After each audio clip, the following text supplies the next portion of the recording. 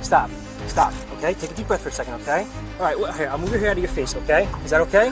Can I touch your face? Yeah. Okay. Please. Take a deep breath and calm down. Di arsip kali ini, gua nggak bahas soal kasus pembunuhan atau hal-hal mengerikan kayak biasanya. Tapi bukan berarti kasus ini nggak gila. Karena apa yang lo lihat ini adalah murni ledakan emosi dari seorang remaja cewek 19 tahun bernama Stephanie Starr, yang saking destruktifnya sampai bikin polisi kewalahan dan geleng-geleng kepala.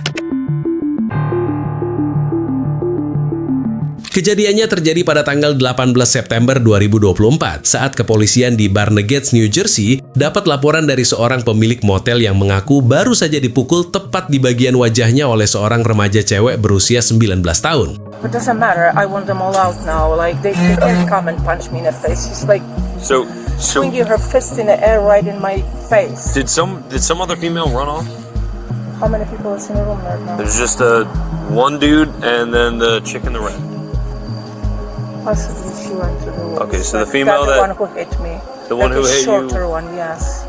ran in the woods. Okay, what does she look like? What's she wearing? Setelah mengumpulkan keterangan singkat dari korban, polisi langsung nyisir lokasi dan nemuin cewek yang diduga sebagai pelaku itu lagi sembunyi di area gelap belakang motel. Bukannya menyerah, cewek ini malah ngamuk saat mau diamankan.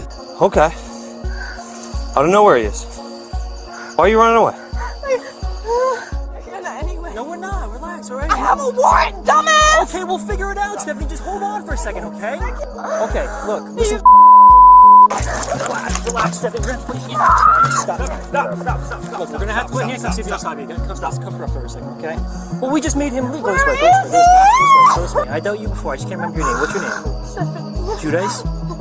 What's your last name? Nah, di sini lu denger sendiri kan? Ini bukan pertama kalinya polisi ini urusan sama dia. Gua bakal bawa lu mundur sedikit ke kejadian sebelumnya buat lihat arsip yang jadi pemicu awal kenapa cewek ini bisa jadi seliar sekarang. Jadi, di tanggal 27 Maret 2024, polisi dapat laporan dari sepupu Stephanie. Si sepupu ini panik karena pas lagi asik teleponan sama Stephanie, tiba-tiba dia dengar suara Anthony ngerebut paksa HP Stephanie sampai sambungan teleponnya mati. Tapi pas polisi nyampe di lokasi, Anthony malah curhat santai. Dia bilang alasan dia ngerampas HP itu karena dia nggak suka Stephanie dekat-dekat lagi sama sepupunya itu. Menurut Anthony, setiap kali Stephanie kumpul sama sepupunya, pasti ujung-ujungnya cuma buat mabuk-mabukan doang. Dan ternyata, polisi udah bolak-balik datang ke rumah ini sampai 4 kali buat urusan drama yang sama. Nggak jauh dari situ, polisi akhirnya nemuin Stephanie lagi duduk anteng di dalam mobilnya. Pas dikonfirmasi soal laporan HP-nya yang dirampas, Stephanie malah ngeremehin. Dia bilang sepupunya ini emang tukang lapor dan kejadian kayak gitu udah biasa banget buat dia. Tapi di momen inilah nasib sial nemuin dia. Polisi nyium bau alkohol yang nyengat banget dari mulutnya. What'd you drink tonight? Nothing, bro. I'm gonna run you through a few tests. At all. What's that? I like to run you guys through nothing at all. I want my lawyer. Okay, well, Give me my lawyer. that's not how that works, okay? Stephanie, I can't, shut bro. up. What are you doing this for? Karena bau alkoholnya terlalu kuat dan dia nolak buat diajak kerjasama pas mau dites, polisi akhirnya nggak punya pilihan lain selain ngeborgol dia saat itu juga. Malam ini, Stephanie resmi diangkut ke kantor polisi dan kena pasal berlapis gara-gara nekat nyetir dalam kondisi mabuk berat. Drama di hari ini belum kelar cuy. Beberapa jam setelah dibebasin, polisi dapat laporan lagi kalau ada cewek ngamuk di pinggir jalan raya wilayah Hazlet sekitar jam 1 pagi. Ternyata itu Stephanie lagi. Awalnya polisi udah nyoba negosiasi baik-baik dan minta dia buat pulang. Tapi dasar emang lagi emosi, Stephanie malah makin jadi. Sambil jalan menjauh, dia malah teriak-teriak dan maki-maki operator 911 lewat teleponnya. Polisi yang dengar teriakan dia di seberang jalan akhirnya nggak punya pilihan lain selain nangkap Stephanie saat itu juga. Tapi yang bikin gua geleng-geleng kepala, di tengah situasi yang lagi tegang-tegangnya ini, dia masih sempat-sempatnya loh minta izin buat isep vape dulu sebelum tangannya diborgol dan dibawa ke kantor polisi lagi. I didn't hit the vape yet.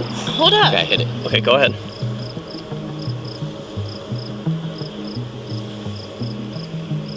Okay? No. You got 2 seconds. I'll give you one more hit and that's it. Okay. Beberapa bulan setelah kejadian ini, Stephanie kembali berulah, dan kali ini situasinya jauh lebih parah. Kita balik lagi ke cuplikan motel ini. Nah, pemicu kenapa dia bisa sekalap ini ternyata adalah karena pengkhianatan. Jadi, malam ini Stephanie mergoki si Anthony lagi asik berduaan di dalam kamar bareng cewek lain. Meskipun si cewek ini ngakunya cuma temen, tapi ya lu pikir aja sendiri, temen macam apa yang malam-malam mainnya ke motel bareng cowok orang?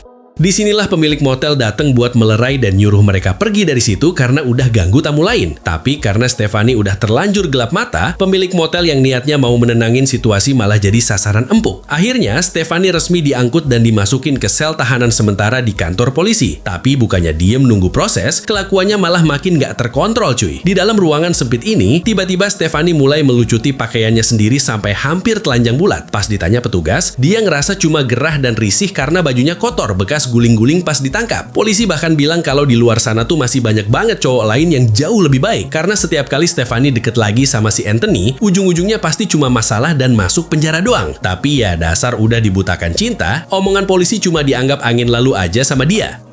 Now, put your shirt on. Don't look at me then, you weirdos. Maybe you should get a new boyfriend. Every time we deal with you is because of him. And we tell you this every time.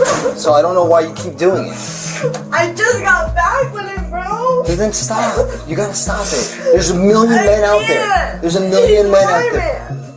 Akibat aksi nekatnya di motel dan rentetan drama sebelumnya, Stefani akhirnya dipindahkan ke penjara Ocean County untuk proses hukum lebih lanjut. Dia pun harus berhadapan dengan pasal pemukulan dan gangguan ketertiban umum. Dan sampai sekarang nggak ada info resmi apakah dia beneran tobat atau masih terjebak sama si Anthony.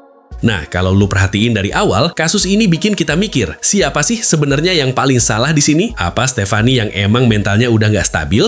Atau sepupunya yang hobi banget jadi kompor buat ngajak mabuk-mabukan? Bahkan si Anthony pun punya sisi yang aneh. Di satu sisi, dia kayak peduli dan gak mau Stefani makin hancur gara-gara pengaruh sepupunya. Tapi di sisi lain, dia malah keciduk selingkuh di motel. Jadi, gimana menurut lu? Apakah Stefani ini murni korban lingkungan yang toksik atau emang dia sendiri pemicu masalahnya? Tulis teori lu di kolom komentar. Gua pamit, sampai ketemu di arsip berikutnya. Bye!